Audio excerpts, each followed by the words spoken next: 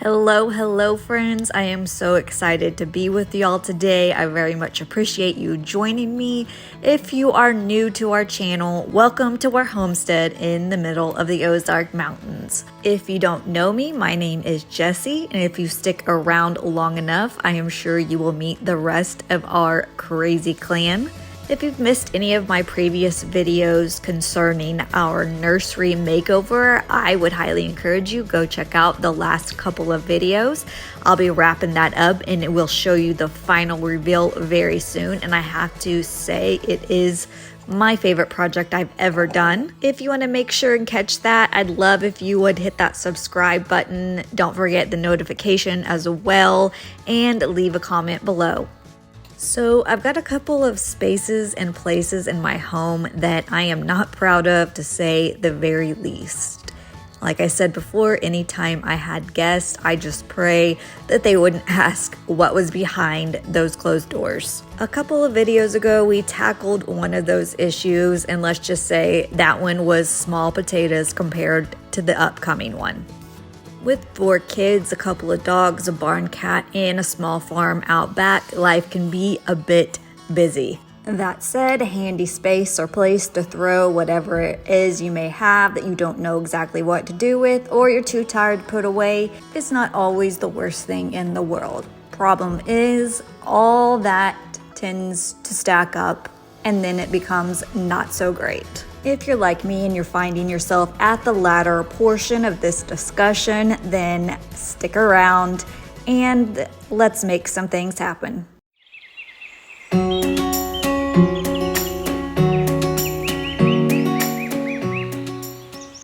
Today, I am not gonna lie, I went back and forth as to whether or not I was even going to show this process and do this video. Y'all, we are traversing into what is commonly referred to as the armpit of our house. But not to worry, because we are going to work our magic, and by the end of this video, even the most organized of people will give their stamp of approval.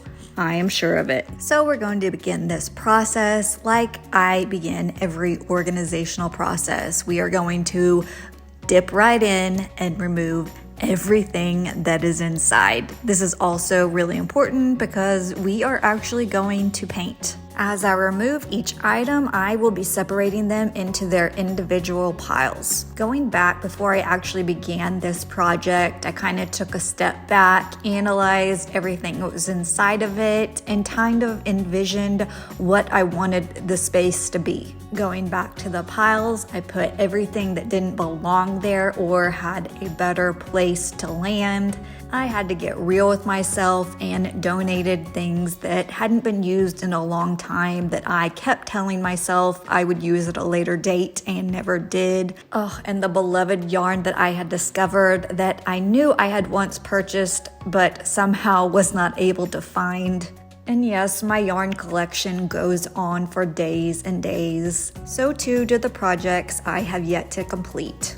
Thinking of those that would find great joy in using the yarn that I would never use, and thinking in my mind maybe one day they would complete the projects that I hadn't, I put them in a bag and donated them as well. Projects I knew I would return to, I set aside and designated a place for them as well. Before beginning this project, I knew I needed quite a bit of storage in order to organize everything into their individual groupings, so I purchased quite a bit of bins and baskets.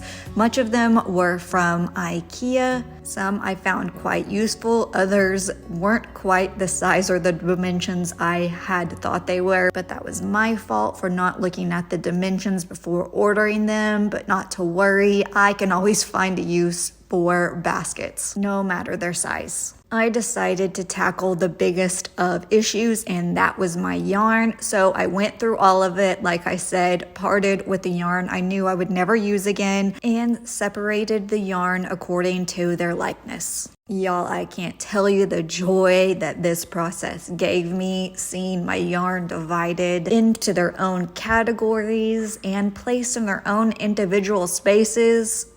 I cannot wait to do a new project just to pull out the yarn and find it the way that I've left it. It's the little things in life, folks. That's what I am learning.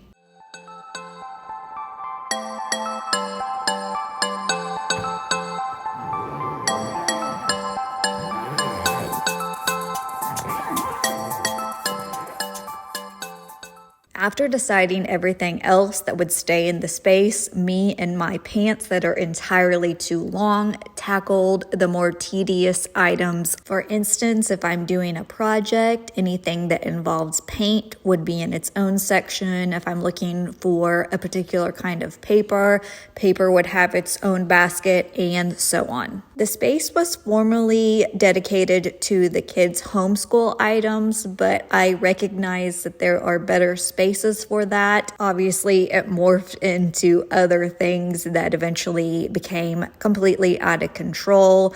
But now I've decided to utilize the area for our arts and crafts, as well as decor pieces that get alternated throughout the house that aren't necessarily seasonal and didn't formerly have a place.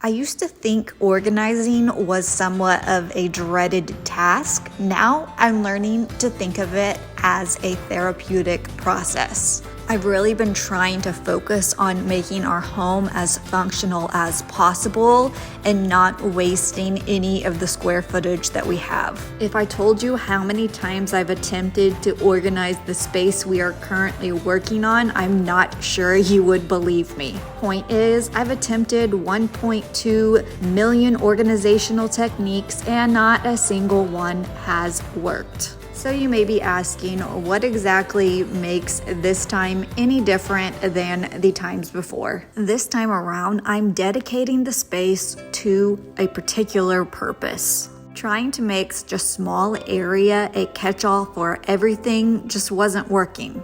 No single way of organizing works for every person, but one thing that I have learned that absolutely changed the game for me as far as keeping all the clutter at bay is making sure that every item has a home. When items don't have a designated place to go, they tend to sit there, pile up, and ultimately clutter grows. Another thing that has really encouraged me to go throughout the house and consider each of the spaces is learning to enjoy the process as I go.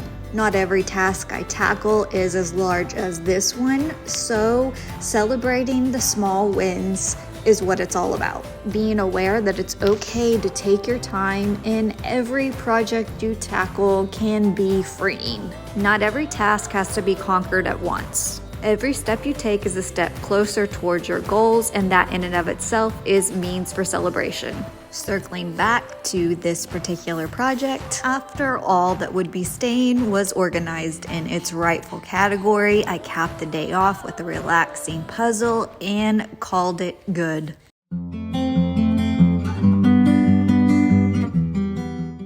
After taking a brief moment to admire yesterday's work, Blake and I settled on the paint color for the room over a Saturday morning breakfast and coffee, and with Irish June in tow, off to the paint store we went.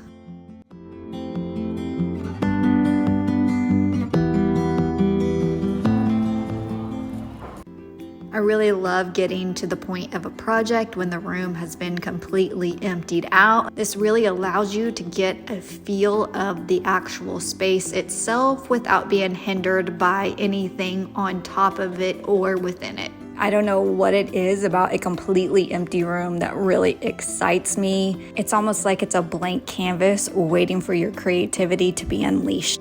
On a less exciting note, I always want to make sure that I don't skip the prepping process. We finished building our house just a few short years ago, so there's probably not a lot of buildup, but it's always better to be safe than sorry. So wiping down your walls and making sure all the dust and debris is removed before painting is a really good idea. And because I am probably the most messy painter that you have ever met, an ample tape job is completely necessary. I tried to hold the vacuuming off until the end, but was not able, so I went ahead and did that. And because once again, Mama paints like she bakes, so I went ahead and took the extra layer of covering the entire floor, which is something I do every single time I do any type of paint job. If you know me the tiniest of bits, you will be not surprised in the least as far as what paint color I chose. To be fair, I did have a really good reason of once again choosing this color. This would be the holder of all things creative, so I really wanted it just to fade into the background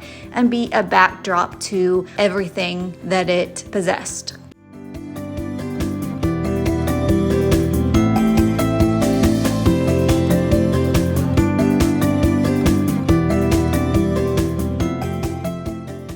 There's something to be said about those first few brush strokes that really excite me. I am such a lover of change. As you watch the old colors slowly fade into the new, it's just as if you're on the cusp of something fresh and exciting, and I am all about it. These rooted emotions I feel towards this process are nothing new. As even a small child, I painted my room at least once a year. Looking back, I am so grateful to my mother and grandmother for allowing me to experiment this way. By them allowing me to do so, I was able to discover my deep love for design, and honestly, I found myself in it. But I digress. Going back to the project, once the painting was complete, we reinserted the largest of the two trusty IKEA cabinets, laid down an unused rug, and because our former organization project completely cleared out a cabinet, I was able to move the puzzles into their own space where they can be more easily accessed and are now closer to where they are normally put together. I have come to find with the kids especially, the more easily accessible things are, the more they are utilized. The smaller unused IKEA cabinet was moved to the garage and now holds my potting supplies. Thanks to our oldest son's garage organization project, we were able to move the tubs filled with seasonal items into the garage and onto the storage shelves, which ultimately was our biggest space saver. Once everything that needed to be removed was placed in its rightful new home and all the painting was complete, it was time to put the room back together. Because this project is all about organization and I have quite a few things that need hanging, I thought an extra long peg rail would be perfect for the longest wall. If you're dealing with a tiny area like this, don't forget to utilize every square footage. Anytime I'm working within tight quarters, I always try to think of how I can really use the walls and sometimes even the ceilings. And the next addition may seem a little bit strange, but it was an extra piece that I had. I was also trying to think of a solution for the ceilings that got so awkwardly low towards the back of the room. Instead of always trying to buy something new, I look for things around the house that can be used. I thought this bench would be perfect for adding a little extra layer of storage. It's really thin. With it being low and narrow, I thought things could be stored underneath and on top of it. It's not perfect, but I think it worked out pretty well.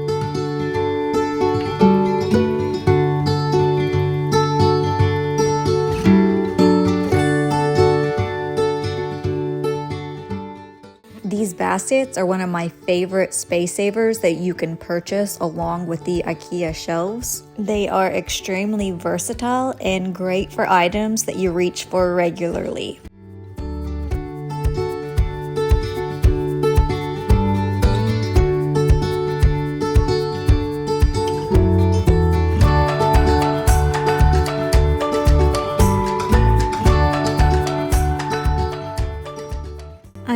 come up with a tagging system, but that is on the to-do list. I will say having all my supplies grouped together and being able to grab them and go has definitely upped my crafting game.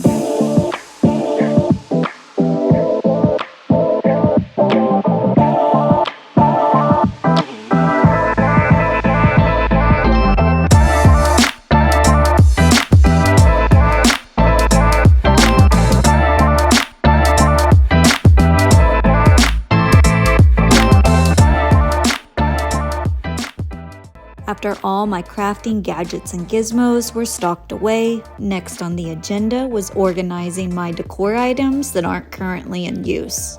These are the things that I like to switch out from time to time throughout the year. The room didn't necessarily have to look pretty, after all it was just a storage space, but I thought why not zhuzh it up using the items that are currently being stored away.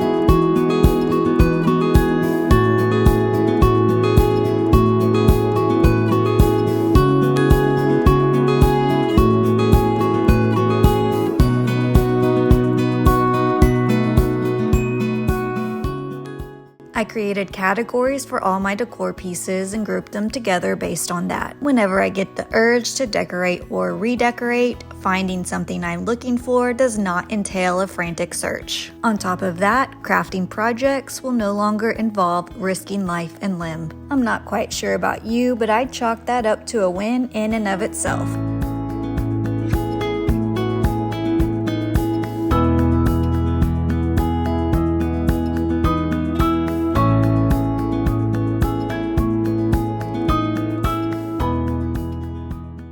So, if you're like me and you've got a few places in your home that are in need of a little attention, I say grab a cup of coffee, flip on that audiobook you've been waiting to hear, or crank up your favorite radio station and dive right in.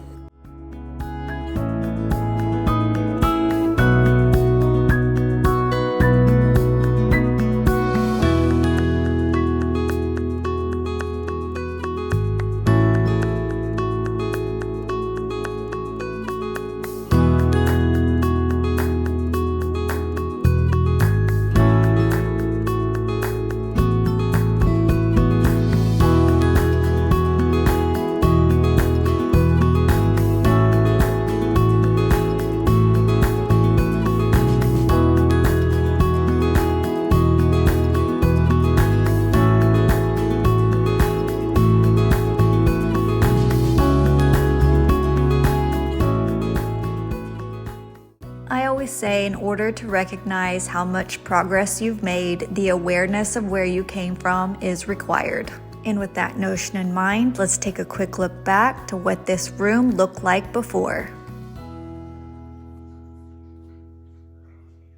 Piled high to the ceiling was the mixture of all things random, from homeschooling books that came from years past to random bits of seasonal items spilling over from the garage. This room was the epitome of chaos, with nothing more than a can of paint, some elbow grease, and the willingness to let things go. I'd say that this space now is anything but chaotic.